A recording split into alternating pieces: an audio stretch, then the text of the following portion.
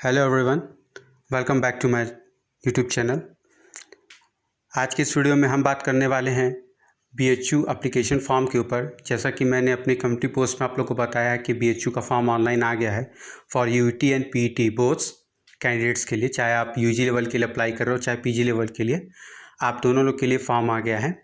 तो क्या कुछ नया है इस बार बीएचयू के एंट्रेंस एग्ज़ाम में, क्या क्या चीज़ें चेंज हुई हैं, क्या सेम रहा है, इन सभी के बारे में हम आज की इस वीडियो में बात करेंगे। ठीक है, तो आइए चलिए वीडियो स्टार्ट करते हैं।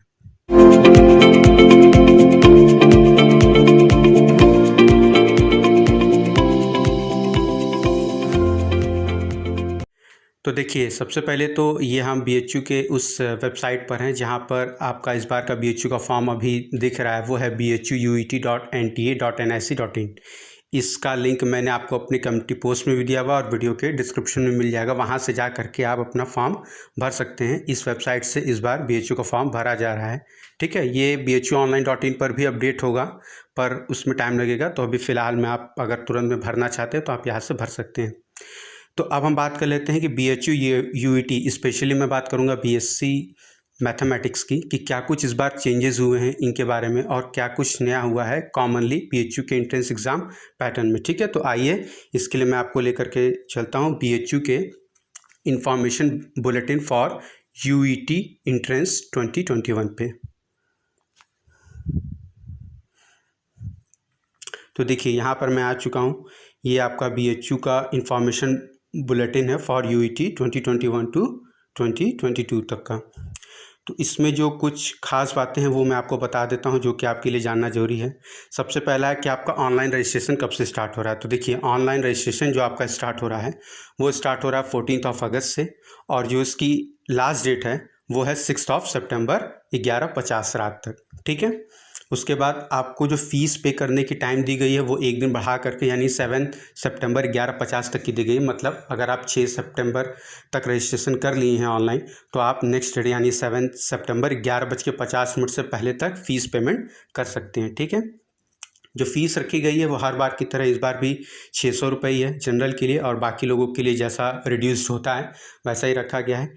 एक जो चीज़ बदलाव हुई है वो ये कि पहले आप जब एक्स्ट्रा सब्जेक्ट ऐड करते थे तो आपको केवल 200 रुपीज़ फ़ीस देना होता था, लेकिन अभी इस बार में जो हुआ है वो आपको 400 रुपीज़ फ़ीस देना होगा एक्स्ट्रा सब्जेक्ट ऐड करने के लिए। मतलब अगर आपको एक साथ 2 सब्जेक्ट के एंट्रेंस एग्ज़ाम देने हैं तो आपको 600 प्लस 400 यानी टोटल 1000 देने होंगे 2 एंट्रेंस एग्ज़ाम के लिए।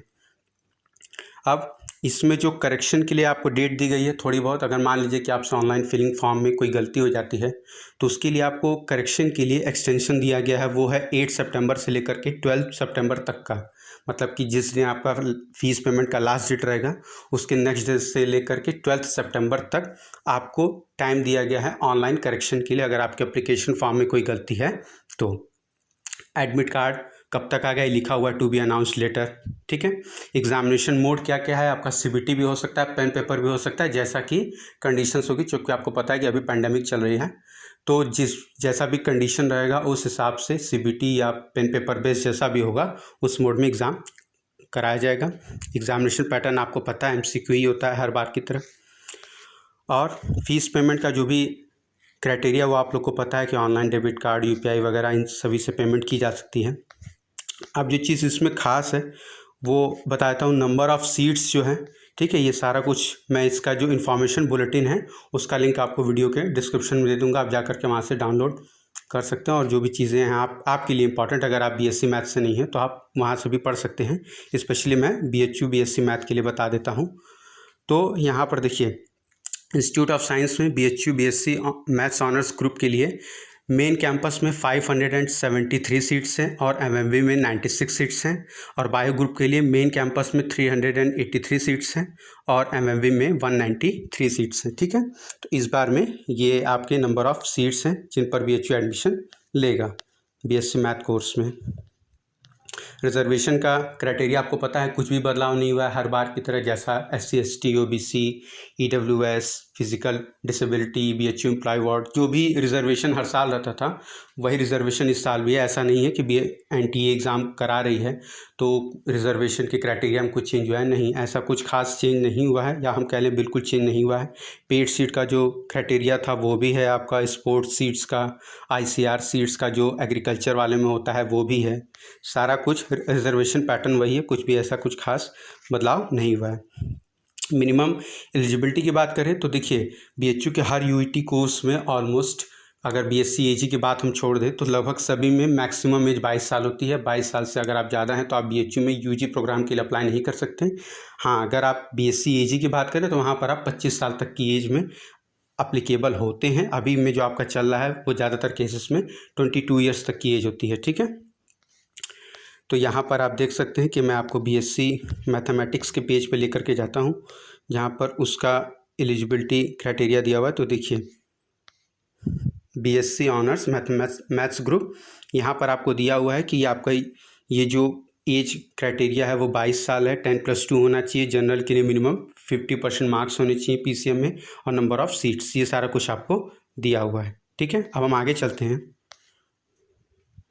देखिए यहाँ पर BSc ऑनर्स AG के लिए मैंने आपको बोला था कि 25 ईयर्स से ज़्यादा एज नहीं होनी चाहिए, तो यहाँ पर अभी भी एज क्राइटेरिया वही है कि 16 साल से कम नहीं और 25 साल से ज़्यादा नहीं होना चाहिए। तो अभी BSc AG का क्राइटेरिया यही है, ये नहीं बदला है। नंबर ऑफ़ सीट्स भी लगभग वही हैं। देखिए अब बात करते हैं कि इंट्रेंस टेस्ट का पैटर्न क्या है, ठीक है। तो इसमें एक बड़ा बदलाव हुआ है। इंट्रेंस टेस्ट का जो पैटर्न है उसमें एक भी बदलाव हुआ है कि पहले आपके 150 क्वेश्चंस रहते थे, 150 मिनट्स ही रहते थे, पर जो टोटल मार्क्स रहते थे वो 450 रहते थे, मतलब कि 3 नंबर का ही क्वेश्चन होता था। अभी इस साल से क्या हुआ है कि BHU ने अपना इंट्रेंस पैटर्न, चूँकि NDA एग्ज़ाम कंडक्ट करा रही है, तो आपका इस बार के इंट्रेंस एग्ज़ाम के पैटर्न में ये चेंज हुआ है कि नंबर ऑफ़ क्वेश्चन भी सेम रहेंगे, ड्यूरेशन भी सेम रहेगी, बस जो मार्क्स रहेंगे वो पर क्वेश्चन 4 मार्क्स हो जाएंगे। यानी कि आपका 600 नंबर का एग्ज़ाम होगा और उसमें आपका पर क्वेश्चन जो करेक्ट अगर आपका आंसर हुआ तो 4 मार्क्स, और अगर गलत हुआ तो -1 मार्क्स, ठीक है। पहले क्या था, करेक्ट पे +3, गलत पे -1, अभी क्या है, करेक्ट पे +4, गलत पे -1। तो आपका जो टोटल मैक्सिमम मार्क्स था वो अब चेंज हो गया, अब वो 450 की जगह पर 600 हो गया है। और लगभग ये जो चीज़ें हैं ये सभी इंट्रेंस एग्ज़ाम में NTA करा रही है कि मैक्सिमम, मतलब एक क्वेश्चन पर जो मार्क्स है वो जनरली सारे इंट्रेंस एग्ज़ाम में 4 मार्क्स के कर दिए गए हैं और गलत पे -1 करा दिया गया है, जैसा कि आपका JEE मेंस में पैटर्न फॉलो होता है। अब देखिए सबसे ज़रूरी जो एक चीज़ है वो आप लोग को ये बतानी है कि इंट्रेंस एग्ज़ाम के टाइम में आपको क्या क्या चीज़ें अपने साथ कैरी करना है।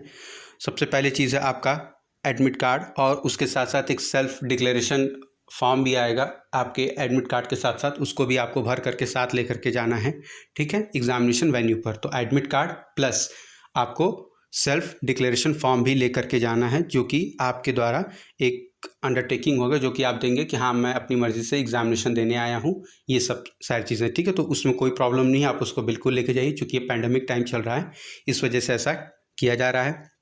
दूसरा, आपको एक सिंपल बॉल पेन लेके जानी होगी, ट्रांसपेरेंट का मतलब कि उसमें रिफिल दिखती रहनी चाहिए, ऐसा एक नॉर्मल सा बॉल पेन होना चाहिए। उसके बाद एडिशनल फ़ोटोग्राफ लेकर के जाना है अटेंडेंस सीट पे आपको पेस्ट करने के लिए, मतलब एक्स्ट्रा फ़ोटोज़ ले लीजिएगा अपना एक पर्सनल हैंड सैनिटाइज़र भी लेकर के जाना है, उसमें साइज़ दिया हुआ है 50 ml, तो आप जनरली छोटा ही लेकर के जाएंगे तो वो लेकर के आपको जाना है। उसके बाद आपके पास ट्रांसपेरेंट वाटर बॉटल होनी चाहिए अपना खुद का पानी पीने के लिए, ताकि पब्लिक प्लेस पर अपनी जो चीज़ें हैं उनको यूज़ करने से आप अवॉइड करिए और अपना पर्सनल चीज़ें ही यूज़ करिए। उसके बाद आपको अपनी एक ID प्रूफ लेकर के जानी है। ID प्रूफ में आधार कार्ड, पैन कार्ड, DL, जो भी चीज़ें आपके पास हैं वो लेकर के जाना है। उसके साथ साथ अगर कोई भी स्टूडेंट डायबिटिक पेशेंट है, उसको अगर शुगर की कमी से कोई प्रॉब्लम होती है, तो इसमें लिखा हुआ है लास्ट टाइम कि शुगर टैबलेट्स या फ्रूट्स लाइक बनाना, एप्पल, ऑरेंज, ये लेकर के जा सकता है अगर कैंडिडेट को डायबिटिक प्रॉब्लम है। लेकिन आपको ये भी चीज़ ध्यान रखनी होगी कि आप ऐसे नहीं बोल सकते कि आप डायबिटिक हो, आपको उसके लिए डॉक्टर के कुछ प्रिस्क्रिप्शंस या जो भी चीज़ें आपके प्रूफ करें कि आप डायबिटिक पेशेंट हो वो दिखाना पड़ेगा, क्योंकि जनरली अलाउ नहीं करेंगे। इन केस अगर आप एक्चुअली हो तभी आपको ये शुगर टैबलेट्स या बनाना वगैरह जो भी फ्रूट्स, एप्पल हैं, ये सब अलाउ किया जाएगा, ठीक है। तो इस बात का आपको ध्यान रखना है। और एक बात आपको ये भी ध्यान रखनी है कि क्वेश्चन पेपर पैटर्न जो है वो नहीं बदला है। मतलब कि आपको 50 क्वेश्चन फिजिक्स, 50 क्वेश्चन मैथ्स और 50 क्वेश्चन केमिस्ट्री के ऐसे ही आएंगे जैसे पहले भी आ रखे हैं, बस उनके मार्क्स चेंज कर दिए गए। ठीक है, तो ऐसा कुछ नहीं है कि पहले जो सिलेबस था वो अब नहीं है, नहीं, वही सेम चीज़ है, बस आपका जो क्राइटेरिया है मतलब मार्क्स जो हैं पर क्वेश्चन वो बदला गया है। बाकी जो चीज़ें पहले थी वही अब भी काम करें कि 50 क्वेश्चन आपको फिजिक्स से पूछा जाएगा, 50 क्वेश्चन मैथ्स और 50 क्वेश्चन केमिस्ट्री से पूछा जाएगा। ठीक है, इसमें कोई भी चेंज नहीं हुआ है और ये सारा का सारा आपका 12th स्टैंडर्ड का ही रहेगा, मतलब 11th प्लस 12th लगभग सेम लेवल के ही रहेंगे, कोई भी ऐसा कुछ खास बदलाव नहीं होगा।